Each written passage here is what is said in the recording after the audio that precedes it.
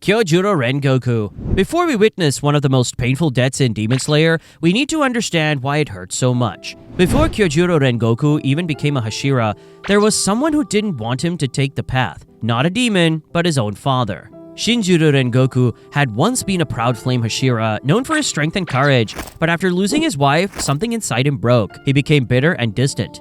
So when Kyojuro said he wanted to follow in his footsteps, his father didn't say, "I'm proud of you," or "be careful." He said nothing.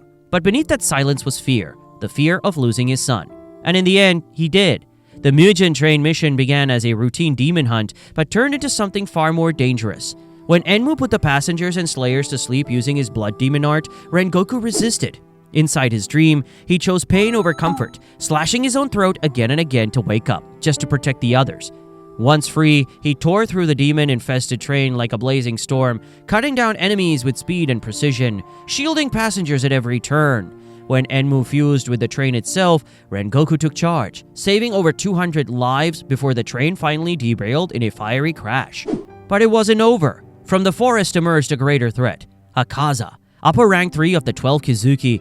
In a flash, he struck at Tanjiro, but Rengoku intercepted him, and the real battle began. It was a brutal clash, speed, strength, and technique against regeneration and raw power. Akaza offered immortality. He urged Rengoku to abandon his humanity and become a demon, but Rengoku refused. He believed in the beauty of being human, of growing old, of dying with purpose. He unleashed flame-breathing, 9th form, a final devastating attack. The forest lit up like sunrise, but Akaza countered, driving his arm through Rengoku's torso. Even mortally wounded, Rengoku didn't fall. He locked Akaza in place, dragging him toward the rising sun. Panicked, Akaza tore off his own arms and escaped. Rengoku had failed to kill the demon, but he had saved everyone else. And that was enough. As he sat dying, bloodied but smiling, Rengoku told Tanjiro and the others he was proud of them, that they must keep going forward. And then he closed his eyes, not in fear, not in regret, but in peace. The ones he left behind didn't find peace so easily. Tanjiro screamed, breaking down in grief. Inosuke wept, unable to understand how someone so strong could have gone. Even Zenitsu cried quietly. Tanjiro visits Shinjiro Rengoku, Kyojuro's father, to deliver a message and a letter that Kyojuro had written before his death. In the letter, Kyojuro expresses love and gratitude to his father, saying that he respects him deeply despite their strained relationship. He also tells Senjuro, his younger brother, to live his life with a kind heart. When Shinjuro reads the letter, he breaks down in tears. For the first time, we see Shinjuro not as a bitter, broken former Hashira, but as a grieving father who finally lets go of his pain. If only for a moment, he fell to his knees, trembling, tears falling freely because he had lost everything. The woman he loved, and now the son who still believed in him. Next up is Obanai and Mitsuri, but before that, let's play a game. If I manage to make you cry by the end of the video, type yes in the comments with the timestamp. But if your eyes stay dry, go ahead and type nice try. Deal? And trust me, you won't be able to resist the last few. Obanai. Obanai was born into a family that didn't care about him. They cared about money. They worshipped a snake-like demon who gave them stolen treasures in return for letting it eat innocent people. When Obanai was born, the first boy in over 370 years, they locked him in a dark cell and raised him like an offering. The demon looked like a giant snake with a twisted, unnatural face. It fed on children, and it liked Obanai not because of anything he'd done, but because of how his eyes looked. The demon told the family to keep him alive until he was older. When he turned 12, they dragged him out and cut open the corners of his mouth to match the demon's, forcing a permanent smile onto his face. But Obanai didn't give up. As soon as they threw him back into the cell, he started thinking of a way out. His only companion was a small white snake called Kaburamaru, the only living being he trusted. When he finally escaped, he ran until he couldn't stand anymore, bleeding, afraid, and barely alive. That's when the Flame Hashira at the time found him and saved him.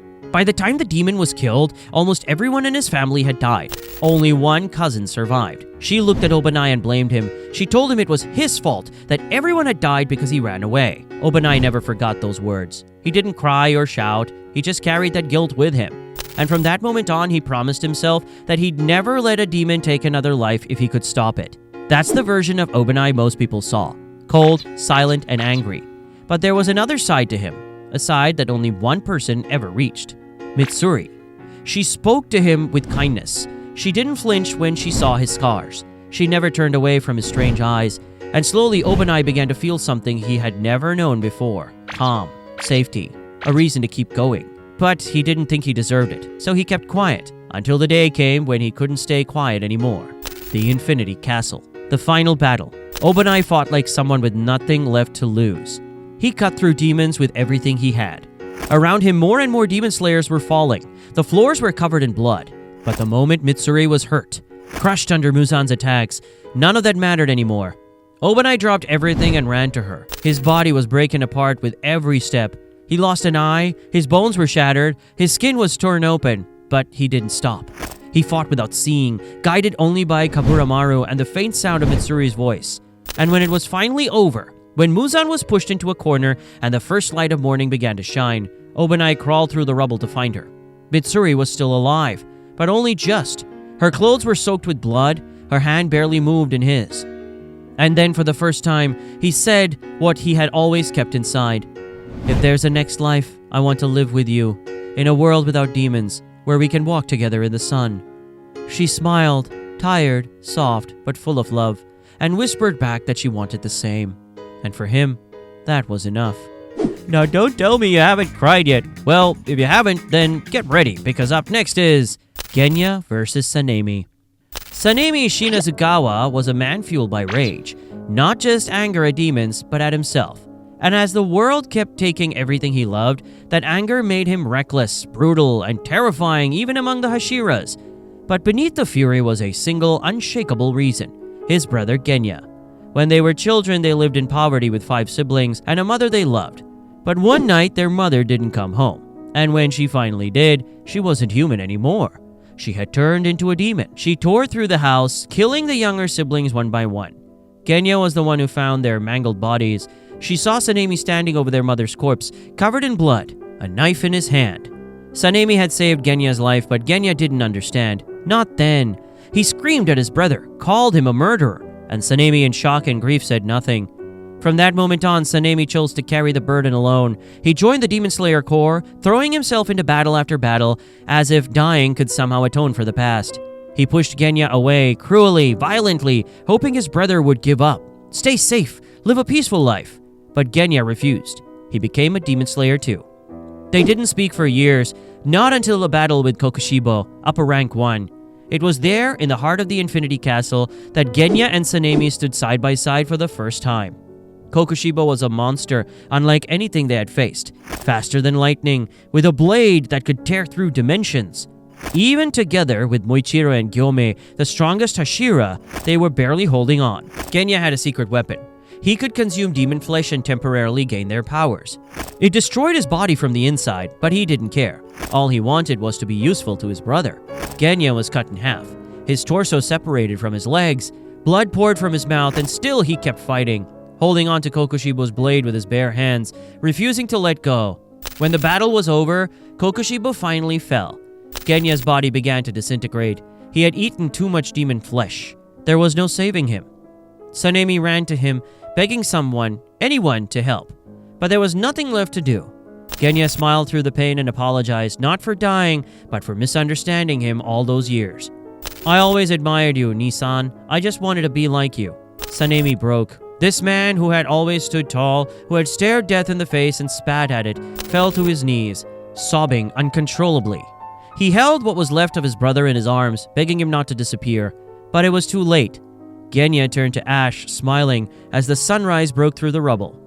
Now, I know you won't admit, even if you are crying buckets right now, so let's move on to the next one. Also, please subscribe. It's free for you and helps me a ton.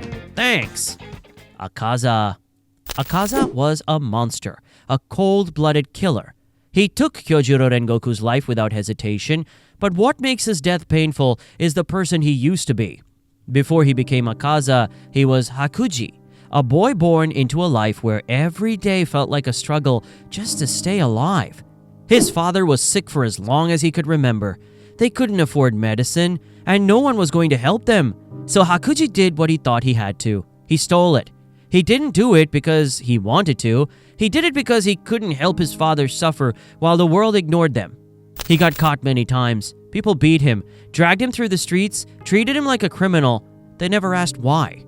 But the worst pain wasn't the beatings. It was the way his father looked at him afterward. Not with anger, just quite disappointment. Like Hakuji had done something shameful to keep him alive. He never wanted this. Soon after his father hanged himself, he left behind a note and nothing else. He didn't want to be the reason his son kept hurting himself for someone who was already dying. That was the moment that broke Hakuji. That was the first death Hakuji ever blamed himself for. After that, he was lost, beaten, arrested, wandering without purpose, until a kind martial artist named Keizo took him in as a student and a son, offering him food, discipline, and a roof he didn't have to fight for. Through Keizo, Hakuji met Koyuki, the master's fragile, bedridden daughter. And with time, Hakuji didn't just fall in love with her. He began to believe that maybe his life could be something more than suffering, that maybe he could build something that wouldn't be taken from him. And for a short time, he had that. A future, a purpose, a family. Until one night, it was all stolen from him again. A rival dojo, angry at losing students to Keizo's school, poisoned the well Hakuji's family used. Both Keizo and Koyuki died, and when Hakuji returned, he found them already gone. That was the last time he ever lived as a human. Filled with rage, he walked into the rival dojo and killed every single member. 67 people with his bare hands. He didn't use a weapon. He beat them all to death. Their bodies were torn apart, unrecognizable. It was pure, uncontrolled violence driven by grief, and it left him surrounded by blood and bodies. That's when Muzan found him, impressed by the raw strength, by the complete emotional breakdown, and by the fact that Hakuji had nothing left to live for. He offered him a way out, and without hesitation, Hakuji drank the blood and became a demon. As a demon, he became Akaza, one of the 12 Kizuki who killed without remorse and sought strength above all else. He only targeted strong fighters and refused to kill women, likely because he still remembered Koyuki on some subconscious level, even if he didn't know it anymore. His fight with Kyojuro Rengoku was one of the most important moments of his demon life. He offered Rengoku immortality, tried to convince him to become a demon, and couldn't understand why someone would choose to die for others. When Rengoku refused and died standing, Akaza didn't feel victorious. He felt confused, even frustrated, and that memory stayed with him. During the Infinity Castle battle, he fought Gyu and Tanjiro. The fight was intense, but the turning point wasn't a sword strike. It was when Tanjiro called him a coward for running away from pain and refusing to remember the people he lost. That hit something deeper than any wound ever had. Akaza began to remember. He saw flashes of his past, Akaza and Koyuki, of the vow he made to never fight again. And now, centuries later, he realized everything he had done had betrayed that promise. He didn't want to keep killing. He didn't want to forget anymore. Even though his body kept regenerating, he made a decision. He stopped healing. He took control over his own body, something no demon had ever done, and destroyed his own head, choosing to die rather than continue running from the past.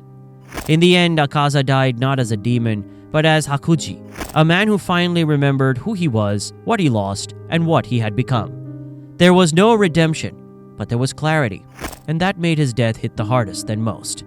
Okay, now wipe your tears and comment and let me know which characters you would like me to cover in part 2. Also, I'll drop it when this video hits 10k likes. Till then, watch this video.